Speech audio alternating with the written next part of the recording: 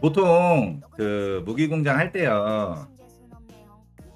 제일 센 분이 뚜까 패고 다닐 수 있어요.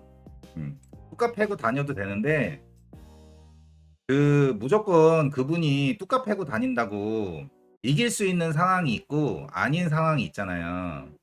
근데 무기공장은 어쨌든 연맹이 점수를 많이 먹어야 되잖아요. 근데 거점을 많이 점령을 해야 점수를 많이 먹거든요. 연맹은 도시 공격을 하는 거는 개인 포인트를 많이 올릴 수 있는데 연맹 단위로 이기려면 거점을 먹어야 된단 말이에요. 근데 제일 센 분이 만약에 예를 들어서 막 도시 공격을 하러 다녔어. 근데 우리가 거점을 점령을 못하네? 그럼 우리 연맹은 질 거 아니에요. 그런 상황일 때는 제일 센 분이 거점을 어디 한 군데에서 여러 군데 행군이 6개니까 다 거점에다가 지원을 넣어주는 거예요. 그래서 그 집결장 버프로 인해서 거점을 지킬 수 있는 거예요. 집결원들이 집결에 타주고 그 거점에 수비 넣어주고 집결장이 행군 6개를 이용해서 거점을 먹으면서 다 보내놓는 거야. 그래서 거점을 지켜야 되는 거예요.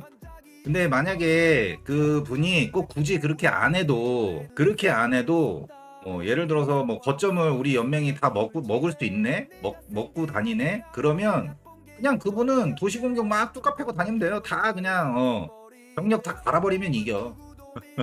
그럼요. 제일 센 사람이 집결장이죠. 아니 근데 굳이 그분 아니어도 집결장을 대신 해줄 뭐 서브장이나 이런 분들이 계셔. 그러면 꼭 굳이 제일 센 분이 집결장을 안 해도 되잖아요.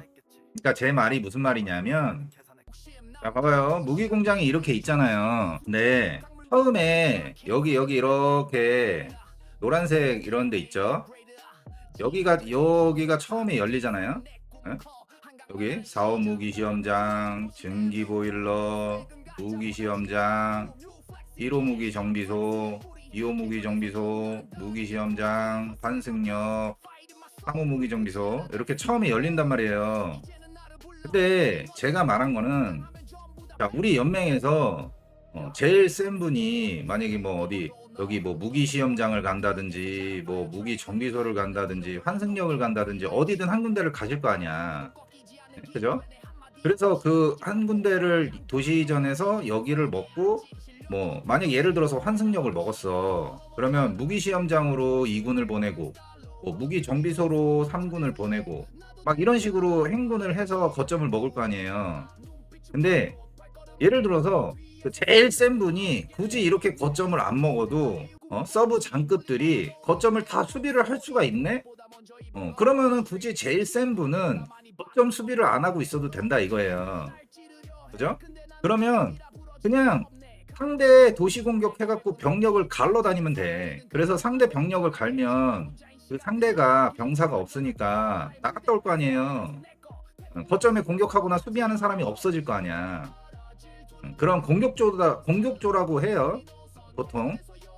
그래서 그렇게 집결장이 그 상대 수비를 이렇게 뭐 병력을 갈고 그러면 인원이 없어지니까 우리가 거점을 점령하고 수비하는데 수월하니까 그렇게 해도 되고. 근데 만약에 우리 집결장이 제일 센 분이 그 수비 우리 거점을 뭐 집결을 걸어서 공격을 해서 거점을 뭐 탈환하는 거 아니거나 그런 상황이어야 되거나 아니면 그 센 분이 수비를 안 하니까 거점을 계속 뺏기네. 그러면 그분이 계속 그 거점을 수비를 해야 될 거 아니에요. 먹으면 그분이 거점을 수비를 해야 되는 상황이면 6행군을 다 이렇게 지원을 보내야 되는 거고 만약에 제일 센 분이 굳이 그렇게 안 해도 우리가 거점을 많이 먹을 수 있네. 그러면 그분은 그냥 도시 공격하러 다녀도 된다 이거지. 오케이?